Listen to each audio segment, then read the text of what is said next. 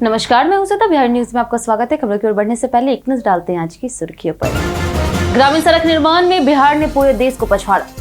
PMGSY के तहत हासिल किया पहला स्थान। शिक्षा और रोजगार को मिली नई रफ्तार। पटना में मंदिरी नाले पर सड़क बनते ही बदलेगी इलाके की तस्वीर। सम्राट चौधरी ने किया उद्घाटन। नितिन नवीन का ड्रीम प्रोजेक्ट हुआ पूरा। बिहार सरकार का बड़ा फैसला, अब सभी चीनी मिलों में बनेगा कस्टम हायरिंग सेंटर सर्विस। किसानों को मिलेगी आधुनिक गन्ना मशीनों की सुविधा। बिहार में अवैध खनन रोकने के लिए डिजिटल साक्ष्य प्रणाली लागू। लाइव रिकॉर्डिंग के साथ होगी छापेमारी। माफियों पर कसेगा शिकंजा। बिहार में अवैध खनन रोकने के लिए डिजिटल साक्ष्य प्रणाली लागू। लाइव रिकॉर्डिंग के साथ होगी छापेमारी।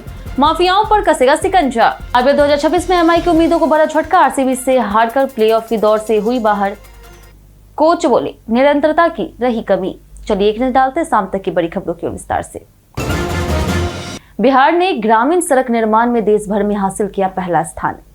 बिहार ने प्रधानमंत्री ग्राम सड़क योजना के तहत ग्रामीण सड़क निर्माण में देश भर में पहला स्थान हासिल किया। राज्य ने अब तक 31,287 ग्रामीण बसावटों को बारहमासी पक्की सड़कों से जोड़ करके बड़ी उपलब्धि हासिल की। इससे शिक्षा, स्वास्थ्य, कृषि और रोजगार क्षेत्रों में ग्रामीण विकास को मजबूती मिली। मध्य प्रदेश और उड़ीसा दूसरे और तीसरे स्थान पर है। प्रधानमंत्री ग्राम सड़क योजना के 25 वर्ष पूरे होने पर बिहार को राष्ट्रीय सम्मान भी मिला। सड़क निर्माण के साथ साथ रखरखाव में भी बिहार ने देश में दूसरा स्थान हासिल किया। बिहार में सभी चीनी मिलों के लिए पीएचसीएस किया गया अनिवार्य। बिहार सरकार ने सभी चीनी मिलों को गन्ना यंत्रीकरण योजना के तहत कस्टम हायरिंग सेंटर सर्विस यानी कि सीएचसीएस स्थापित करना अनिवार्य कर दिया। फिलहाल केवल 3 मिलों ने यह सुविधा शुरू की है, जबकि अन्य में प्रगति धीमी है। कृषि विभाग और जीविका द्वारा संचालित कुछ क्षेत्रों में गन्ना यंत्रों की कमी भी पाई गई। सरकार ने सभी मिलों को गन्ना संबंधित यंत्रों की आवश्यकता का आकलन कर रिपोर्ट गन्ना आयुक्त को देने का निर्देश दिया। इस पहल से गन्ना उत्पादन बढ़ने, लागत घटने और किसानों की आय में सुधार की उम्मीद है। 208 कॉलेजों में प्रभारी प्राचार्य अगले सप्ताह तक होंगे नियुक्त। बिहार में उच्च शिक्षा विभाग ने 208 नए डिग्री महाविद्यालयों में प्रभारी प्रधानाचार्यों की नियुक्ति प्रक्रिया तेज कर दी है। अगले सप्ताह तक सभी कॉलेजों में यह प्रक्रिया पूरी होने की संभावना है। फिलहाल स्थायी प्रधानाचार्य नियुक्त होने तक प्रभारी प्रधानाचार्य प्रशासनिक और शैक्षणिक कार्य संभालेंगे। अब तक 32 कॉलेजों में नियुक्ति हो चुकी है, जिनमें पटना और नालंदा जिले के कई महाविद्यालय शामिल हैं। इन प्राचार्यों को वित्तीय अधिकार भी दिए गए हैं। यह कदम 2026-27 सत्र से पढ़ाई शुरू करने और उच्च शिक्षा व्यवस्था को मजबूत बनाने के उद्देश्य से उठाया गया। पटना में मंदिरी नाले पर सड़क का उद्घाटन, जाम से मिलेगी राहत। पटना में मंदिरी नाले पर बनी सड़क का मुख्यमंत्री सम्राट चौधरी ने उद्घाटन किया है। उन्होंने कहा कि यह क्षेत्र पहले जाम से प्रभावित था, लेकिन अब नई सड़क से लोगों को बड़ी राहत मिलेगी। यह इलाका जल्द ही रेसिडेंशियल से कमर्शियल हब में बदल रहा। सड़क का नाम नवीन किशोर सिन्हा पथ रखा गया है और इससे 3 लाख से अधिक लोगों को फायदा होगा। इस परियोजना को नितिन नवीन का ड्रीम प्रोजेक्ट बताया गया।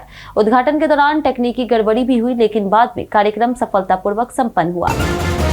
सरकारी अस्पतालों में मशीनों के रखरखाव को मिलेगा नया बजट।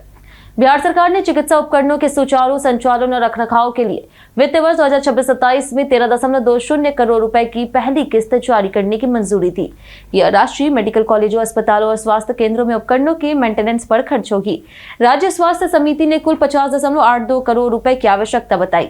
राज्य के अस्पतालों में करीब 978 करोड़ रुपए से अधिक के उपकरण लगे। सरकार ने सेवा प्रदाता एजेंसी के माध्यम से रखरखाव व्यवस्था लागू की, जिससे मशीनें बेहतर तरीके से काम करेगी और मरीजों को निर्बाध स्वास्थ्य सेवाएं मिलेगी।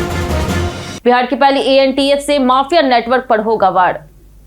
किशनगंज जिले में बढ़ते मादक पदार्थों के अवैध कारोबार पर रोक लगाने के लिए पुलिस ने बिहार की पहली एंटी नारकोटिक्स टास्क फोर्स का गठन किया। इसकी कमान एसडीपीओ मंगलेश कुमार सिंह को सौंपी गई। 12 सदस्यीय यह टीम तस्करी, नेटवर्क, फंडिंग और सरगनाओं को खत्म करने पर काम करेगी। पुलिस केवल गिरफ्तारी नहीं बल्कि प्रिवेंटिंग एक्शन, संपत्ति जब्ती और स्पीडी ट्रायल भी चलाएगी। साथ ही हेल्पलाइन और जागरूकता अभियान भी शुरू होंगे। पुलिस का लक्ष्य किशनगंज को नशा मुक्त बनाना और पूरे नेटवर्क को जड़ से खत्म करना है। बिहार में अवैध खनन पर हाईटेक सिस्टम से लगेगी सख्त रोक। बिहार में बालू और अन्य खनिजों के अवैध खनन पर परिवहन पर रोक लगाने के लिए खान और भूतत्व विभाग अपनी जांच व्यवस्था को हाईटेक बना रही।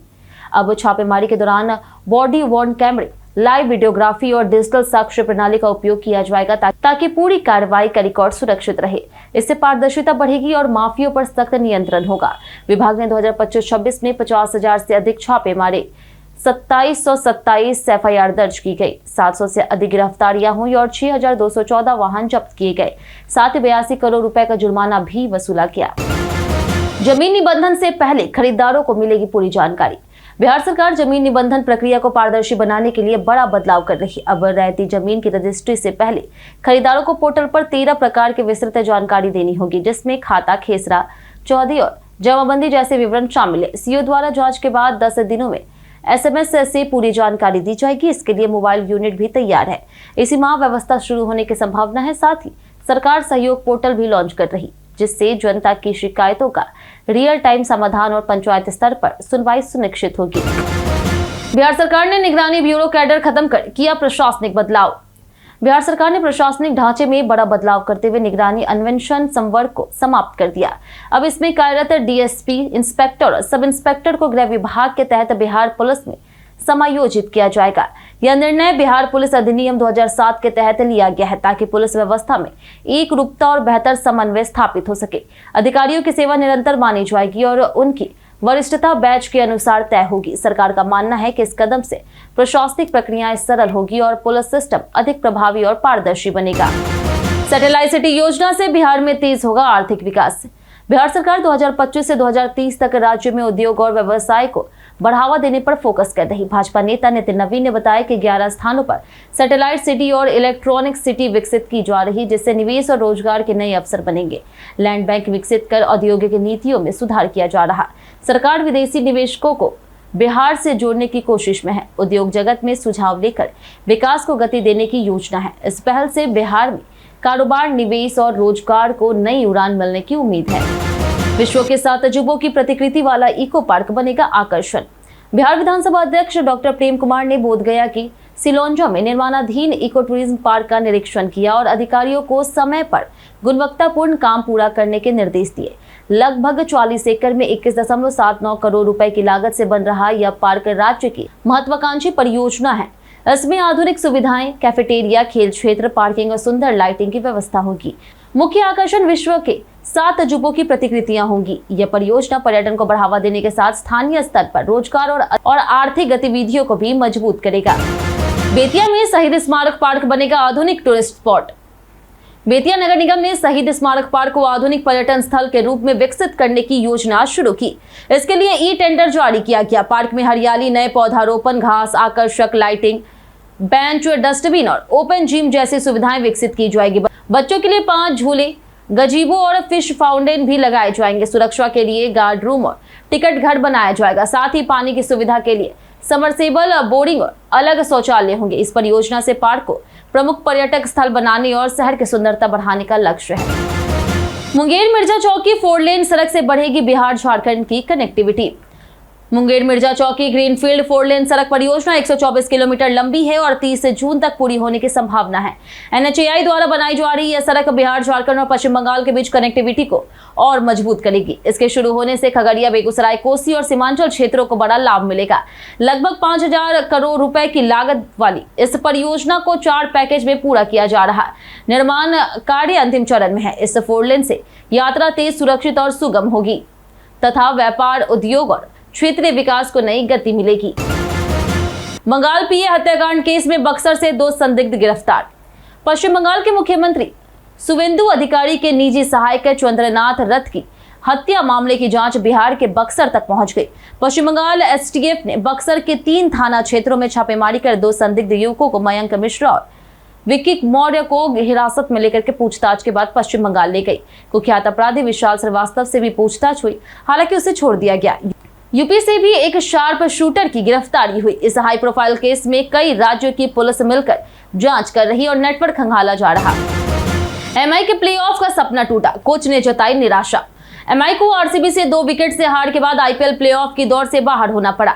यह टीम की 11 मैचों में 8वीं हार रही। मुख्य कोच माहेला जयवर्धने ने स्वीकार किया कि पूरे सीजन में टीम के प्रदर्शन में निरंतरता की कमी रही, जिससे हार मिली। उन्होंने बल्लेबाजी और गेंदबाजी दोनों विभागों की असफलता पर निराशा जताई। हालांकि अंतिम ओवर तक मुकाबला करा रहने और खिलाड़ियों के संघर्ष को उन्होंने सकारात्मक बताया। जयवर्धने ने कहा कि टीम ने कोशिश की, लेकिन अंत में बेहतर प्रदर्शन की जरूरत थी। बीते दिन हमारे द्वारा पूछे गए सवाल का जवाब आप लोगों में से बहुत लोगों ने हमारे कमेंट बॉक्स सेक्शन में लिख कर दिया है। जिन्होंने हमारे द्वारा पूछे गए सवाल का जवाब दिया उनके नाम है राम बाबू दास, रंजीत मिश्रा, रवि मोहन वर्मा, लक्ष्मी मेहता, जितेंद्र ठाकुर, ऋषिव कृष्णा, संजीव कुमार, राजकिशोर महतो, राजेश कुमार, विजेश कुमार, नरेंद्र कुमार, सागर अंजुम, राजेश कुमार और अर्जुन कुमार। इसी के साथ बढ़ते हैं आज के सवाल की। आज का सवाल है, क्या सोशल मीडिया ने बिहार की राजनीति बदल दी है? आप अपना जवाब हमें हमारे कमेंट सेक्शन में लिखकर जो बताएं। आज के लिए इतना ही। बिहार की तमाम खबरों के साथ बने रहने के लिए देखते रहे बिहारी न्यूज, और साथ ही अगर यूट्यूब चैनल पर देखें चैनल को सब्सक्राइब कर दें, और अगर आप फेसबुक पेज पर देख रहे हैं तो लाइक और फॉलो जरूर करें।